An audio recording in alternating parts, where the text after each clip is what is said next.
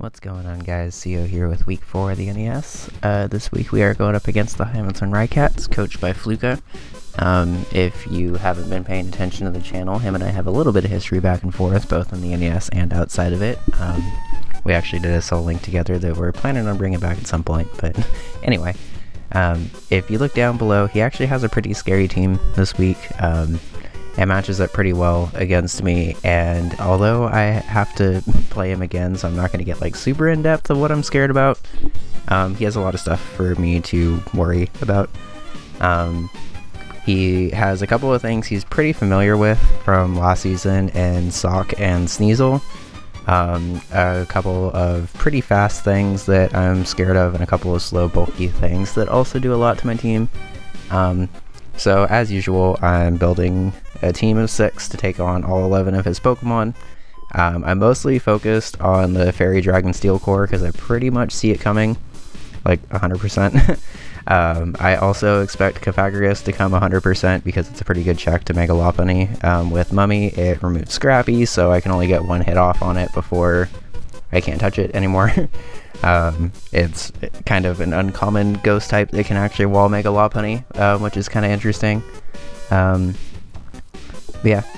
Shaman at base 100 is also pretty scary because it can go a couple of different ways, but this is the team I'm bringing this week.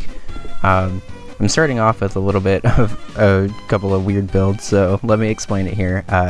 First up is Scarf Sylveon, which isn't a very common set at all, but actually outspeeds anything on his team that's not Scarfed, which is pretty nice. Hyper Voice, Shadow Ball, and Psyshock will be the main 3 moves I'm clicking, just to basically take on everything on his team. Quick Attack is there specifically for late game stuff if he has like a Scarf Latias or even like a Scarf Sneasel or something like that. And I noticed that it's kind of starting to run through my team. I can come in and click Quick Attack because it's super effective against both of them.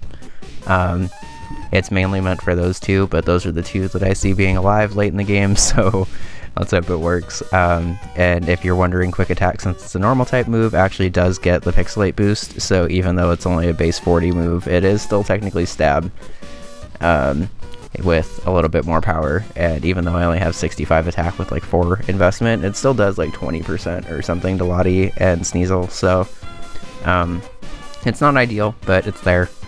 The only other thing I would have put on there is Baton Pass from Momentum, but I don't really see myself like... I see this as being more of a surprise Scarfer rather than like, this is my Scarfer, deal with it kind of thing, which I've run sometimes. Next up, we have... this actually was fixed during the battle, but Showdown likes to kind of remove stuff. So we have a Choice Banded... This is the spread, I believe. We have a Choice Banded Weak Armor Skarmory, which is a little interesting. If you don't know, Weak Armor makes it so your defense gets dropped by 1 and speed gets raised by 2 if you get hit with a physical attack. I'm not 100% sure if that means it has to be a contact physical move or if it's just a physical move, and I'm pretty sure it's just physical. But basically what happens with this Skarmory is after I get the +2 speed boost, I outspeed anything on his team, including a Scarfer, which is kind of nice.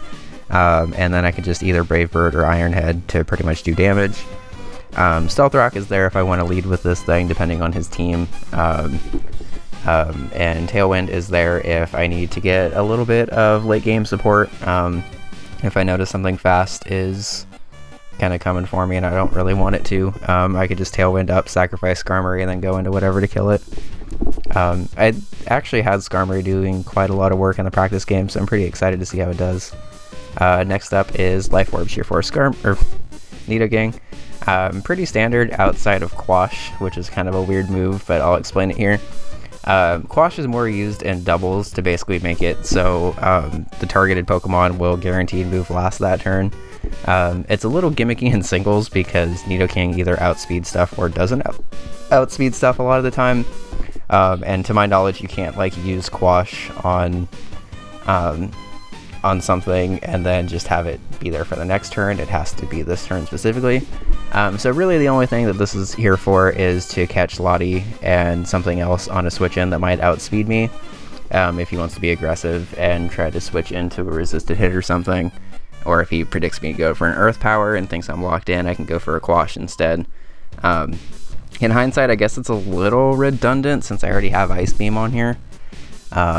but I don't think it'll really matter too much. I'm pretty excited to use Quash, so I just want to bring it and see what happens, I guess. Next up, we have Culverberry Cresselia. This is basically meant to counter Sneasel 100% pretty much. Light Screen, Shadow Ball, HP Fighting, and Psychic allows me to do a lot of damage once Sneasel's dead. Light Screen's basically just there for extra bulk because I didn't really need another coverage move on Cresselia. I'm mostly going to be going for HP Fighting. I expect him to basically switch in Sneasel the instant that he sees Cresselia. So I'll just go for a Psychic or something, lure it in, make him think he's safe, and then just go for an HP Fighting and take it out because it's not going to do anything with a Culverberry. Even though I'm not defense invested, I still have plenty of defense investment, so it's not really the end of the world. And then once that's down, I can either just Shadow Ball or Psychic for damage. Next up is probably the set I'm most excited to use this week, Fightinium Z Zoroark. Those of you that know me know that I fucking hate Focus Blast, but I will use it now that Z moves around because it makes it 100% accurate Z move with Fighting, which is awesome. So this, I'm just going to be real with you, is meant to be a counter lead to Mega Aggron, because he's brought it every week. I don't want to say he's been standard with it, because he has kind of brought some stuff to mix it up, but he does seem to prefer a lead set.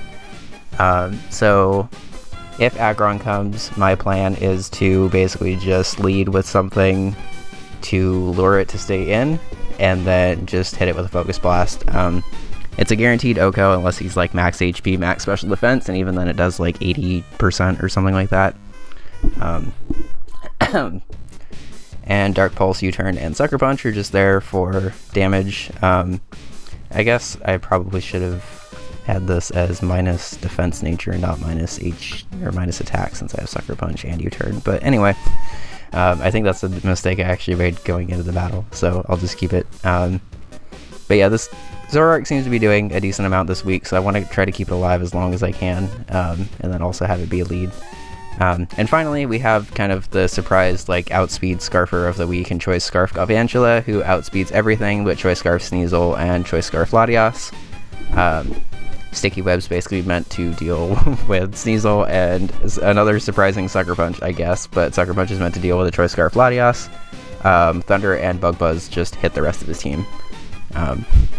I think the only thing this thing doesn't touch at all is Nidoqueen, but he hasn't actually brought Nidoqueen yet, and if he does bring Nidoqueen, I can just basically hard counter it with Nidoking. If he wants to be Scarf Nidoqueen, he can, but in my opinion, Scarf Nidoqueen kind of sucks. Like, I know a lot of people seem to like Nidoqueen because it's a little bit bulkier than Nidoking, but it just always seems to be missing out on damage, unless it's Life Orb, in my opinion. But anyway, that's the team builder for this week. The battle is probably going to be going up instantly after it because I'm already a couple weeks behind, but that's okay. See you guys then.